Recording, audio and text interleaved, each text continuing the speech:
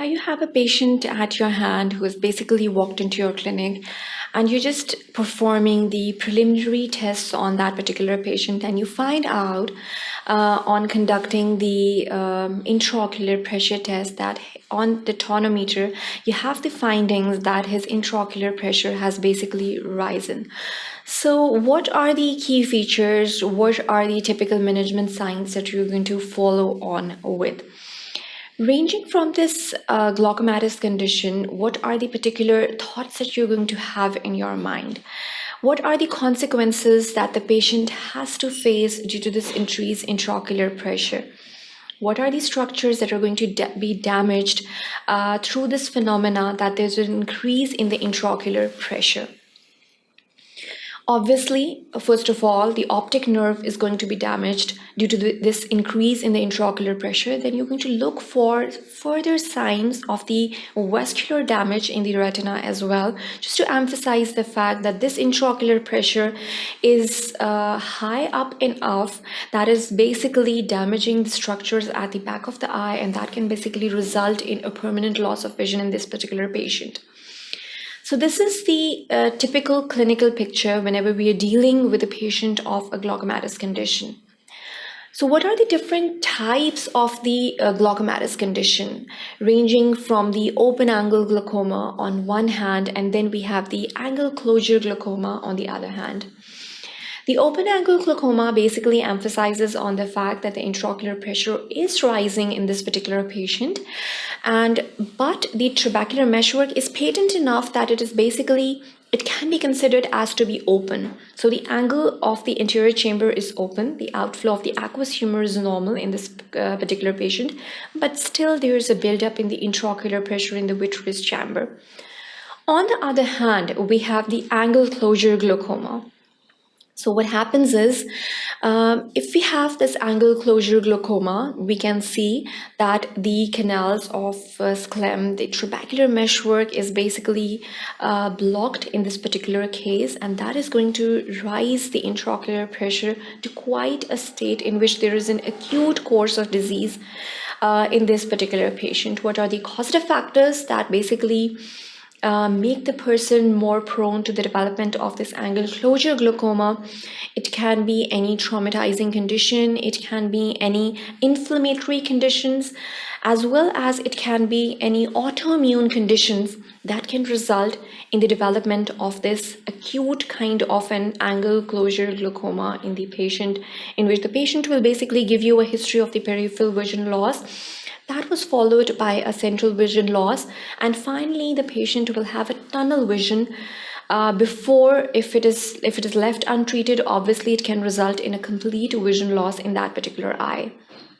So this is basically an emergency condition that has to be treated surgically usually, and sometimes it is coupled up with the post-op management by the drug therapy. So these are the particular management techniques that have to be carried out in these patients. The particular clinical features ranging from the signs and symptoms. There are these particular signs and symptoms, these clinical features which make it more easier for the diagnosis of the angle closure glaucoma. Usually there is going to be an inflammatory process that has been carrying on. So it is going to give you an inflammatory picture usually. When you carry out the calculation of the intraocular pressure on the tonometer or on the pachymeter, you're going to see those particular findings for the diagnosis of the glaucoma in these patients. So the management basically, it can be divided into the medical management as well as the surgical management. And we'll be furthermore dealing with these medical kind of features of the management as well as the surgical treatments, which can be the direct surgeries that are objected towards the canals of sclem, towards the angle of the anterior chamber, or it can be the laser surgeries as well, which are the newer or the modern techniques that have been developed for the treatment of the glaucoma.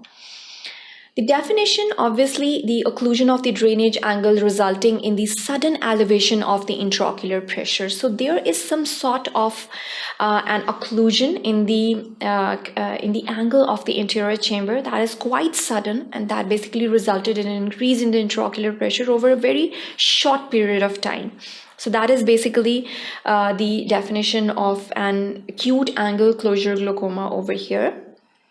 The clinical features are quite similar to any kind of a glaucoma. The clinical signs would be the hazy cornea, the fixed mid-dilated pupil. So that is basically going to differentiate it from the other causes of the chronic vision loss, that is basically cataract, in which you cannot basically see the mid-dilated pupil over there. The intraocular pressure is usually more than 21 millimeters of mercury in these cases. There is going to be a shallow anterior chamber also observed in these cases. So these are the particular clinical signs.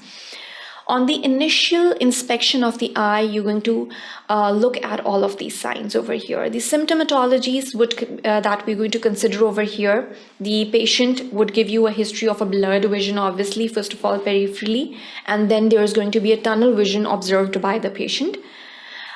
He or she would give you a history of nausea and vomiting along or coupled with headache as well in these cases. The medical management would involve the intravenous hyperosmotic agents. For example, mannitol is safe for the use in such patients. Then on the other hand, we can use the topical glycerin glycerol eye drops to improve the view or to basically act as a lubricant because the tears are not being formed properly in these patients. So the topical glycerins and glycerols are also prescribed to such patients. And then finally, we can also topically go for the application of steroids in these patients as well. The surgical management would comprise of the peripheral iridoplasty early if intraocular pressure is not lowering. So this is the quite an emergency kind of, you can visualize that this is basically an emergency kind of state because we're going to go for the iridoplasty in these patients just to decrease the intraocular pressure, just to decrease the damage that is being conducted towards the optic nerve and towards the vascular damage towards the layering of the retina as well.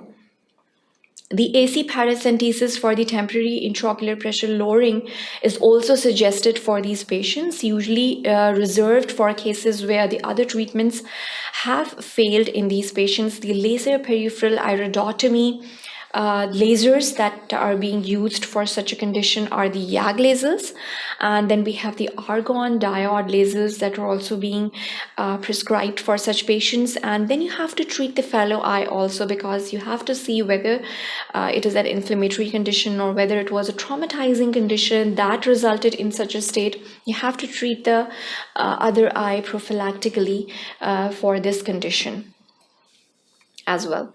So glaucoma isn't usually thought of as an emergency condition until it's that bad, an acute glaucoma. So basically, the acute glaucomatous condition is the condition which is usually treated in a state of emergency, in which obviously the eye surgeons, they play a vital role towards the iridoplasties, or either they revert to the laser technologies for the development of this iridoplasties, and they are basically treated out towards this phenomena.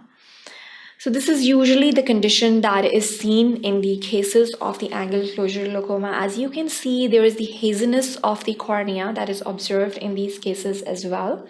You can see there is a mid-dilated pupil in the center, and you can also observe that there is the rubeosis iridis. So there are these inflammatory changes that are observed in the conjunctiva of the eye. So usually this is the condition, or this is a typical picture of the angle closure glaucoma that is being observed in these cases. Now, if the intraocular pressure is more than 40 millimeters of mercury, it's basically is an emergency state. When is glaucoma? When is the picture of an emergency kind of a condition when the intraocular pressure is more than 40 millimeters of mercury? In the primary cases, not common, but possible in the younger individuals as well. In the secondary cases, there can be a range of causative factors that can result in the intraocular pressure as high as more than 40 millimeters of mercury. So what are the causative factors over here? It can be trauma related as well, and then it can be the steroid responses that can again result in this phenomena. Hyphemas, that is basically the development of the new vessels, can basically block the interior angles of the interior angles of the interior chamber, and that can again result in the intraocular pressure rise. The pigment dispersion syndrome is also one of the causative factors, and then we have the pseudoexfoliations, we have the Posner-Skolsman syndrome.